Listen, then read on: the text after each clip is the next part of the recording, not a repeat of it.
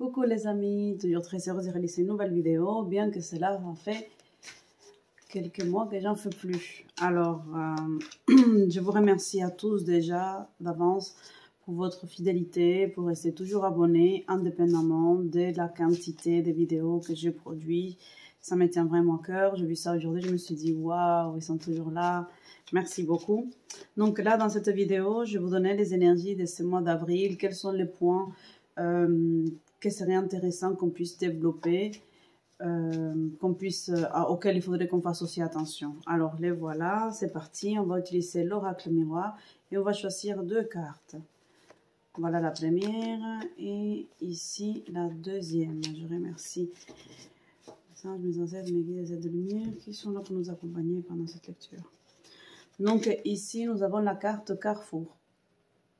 Ce n'est pas le supermarché, ce n'est pas le temps d'aller faire des courses, mais plutôt un moment décisif, un moment dans lequel c'est important qu'on fasse notre état des lieux. Le mois d'avril, je le considère, je ne sais pas pourquoi, mais c'est mon ressenti, comme un mois pendant lequel il est important de faire un état des lieux, un mois pendant lequel on va se ressourcer, on va faire un bilan, bien qu'on ne soit pas à la moitié de l'année, mais je ne sais pas. En avril, il y a une énergie qui nous invite, selon moi, selon ce que moi j'expérimente, à faire un point, à se poser et voir qu'est-ce qu'on veut, de qu'est-ce qu'on ne veut plus.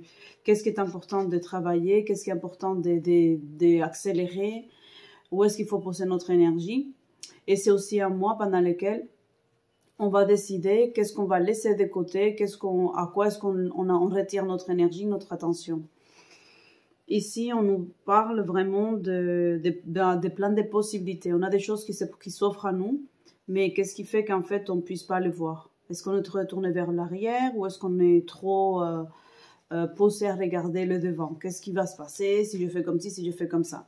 Donc ici, dans cette carte-là et dans le mois d'avril, on nous invite à plutôt se laisser guider par notre ressenti. D'arriver à séparer qu'est-ce qui est le ressenti et qu'est-ce qui est le désir, l'envie, je vais demander une glace, voilà, la passion, de voir au fond de nous qu'est-ce qui nous fait vraiment grandir, qu'est-ce qui nous fait évoluer, quels sont nos réels rêves, besoins et envies. Parce que parfois, quand on est à l'écoute de ses envies, de ses désirs, de sa passion, on n'est pas à l'écoute de notre chemin de vie. Donc, c'est là où on va se donner des coups de bâton, en fait. Donc, ce sont des apprentissages, certes, mais on peut aussi faire en sorte que cela soit le moins douloureux et que ça soit aussi constructif. Donc, ici, on nous demande vraiment de nous poser, de voir qu'est-ce qu'on a besoin de travailler, d'apprendre de nos erreurs, de se dire, voilà, qu'est-ce que j'avais fait dans le passé qui m'a causé de la peine, quelles sont mes blessures aujourd'hui et comment ça s'est fait en fait. On nous demande de nous responsabiliser, d'arrêter de penser que c'est les autres qui sont les responsables de notre souffrance, mais plutôt de voir qu'est-ce que nous a fait souffrir et quelle est ma part de responsabilité. Ensuite, voir quel est le chemin que je dois parcourir et prendre les décisions qui vont me mener vers ça pour pas trop me dévier. Et ensuite, ici, nous avons la carte de l'enfant inversée. Ça veut dire aller voir votre enfant intérieur. Aller se connecter au plus profond de nous, à cet enfant qui est resté, pour nous tous, vraiment tous ceux qui regardent cette vidéo.